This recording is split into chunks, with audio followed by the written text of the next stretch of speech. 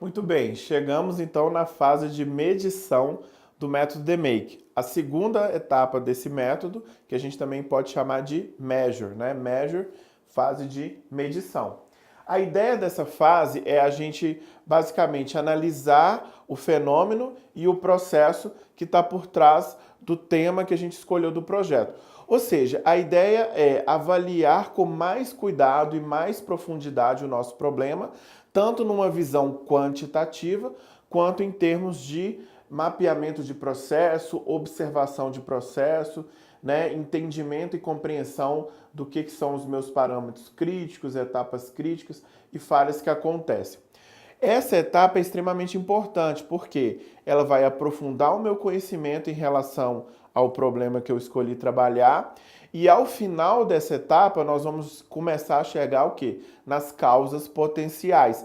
Então, essa etapa de medição, ela representa um avanço grande no projeto, é uma etapa que vai exigir de vocês o uso de muitas ferramentas, bastante cuidado, né, e bastante análise para que realmente vocês aprofundem o problema de forma adequada e que vocês tanto façam essa análise quantitativa quanto também o caminho pelo processo, para que realmente a gente chegue em boas causas potenciais para o nosso problema. Então, nessa fase eu vou analisar processo e fenômeno, identificar falhas e parâmetros críticos do processo, analisar quantitativamente e em maior profundidade os dados históricos e levantar causas potenciais do problema. Ou seja, as causas potenciais é a entrega final dessa etapa de medição. Algumas perguntas típicas dessa etapa de medição. Qual é o estado atual do processo? Essa pergunta existe aqui porque agora sim nós vamos aprofundar no detalhamento do nosso processo.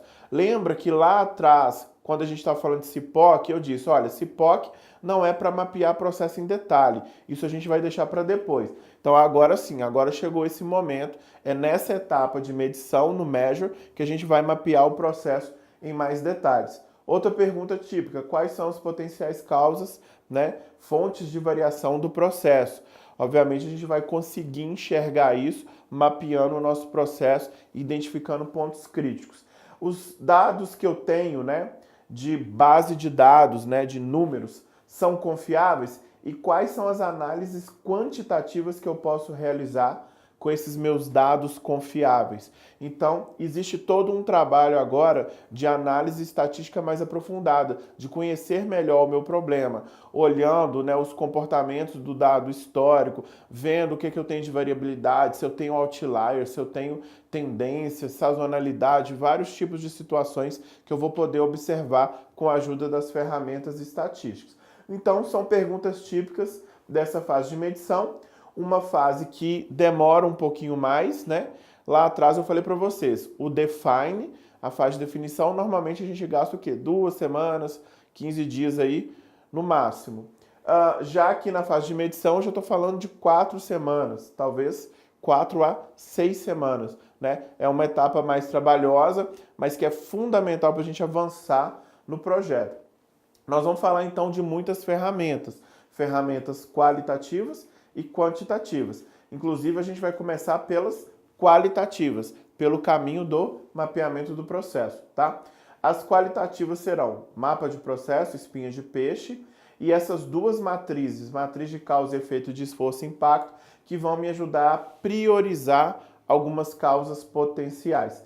Já nas ferramentas quantitativas, a gente vai ver toda a parte da estatística básica, ou seja, os conceitos estatísticos básicos de média, moda, mediana, desvio padrão, né? Trabalhar essa estatística descritiva, alguns gráficos interessantes como histograma, boxplot, gráfico sequencial, o Pareto, que vai ser extremamente útil caso a gente queira fazer alguma estratificação da nossa base de dados, e também a gente vai falar um pouquinho sobre capabilidade de processos, né? Inclusive eu já mencionei isso para vocês quando a gente estava falando lá atrás de nível Sigma, né? Eu falei para vocês, olha, no Lean 6 Sigma existe uma medição, né, uma medida de qualidade que é o nível Sigma, e o nível de qualidade 6 Sigma é o que representa esse nível de excelência.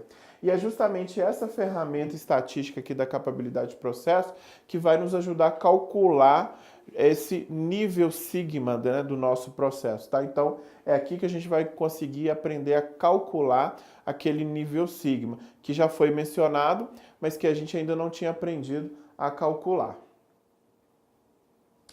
Eu fiz aqui esse fluxo para, de certa forma, resumir e tornar mais ilustrativo o caminho que nós vamos percorrer durante a fase de medição. Então, eu starto a fase de medição e veja que eu tenho dois caminhos que eu preciso seguir. Veja que não é opcional, não é ou um ou outro. Eu vou percorrer os dois caminhos.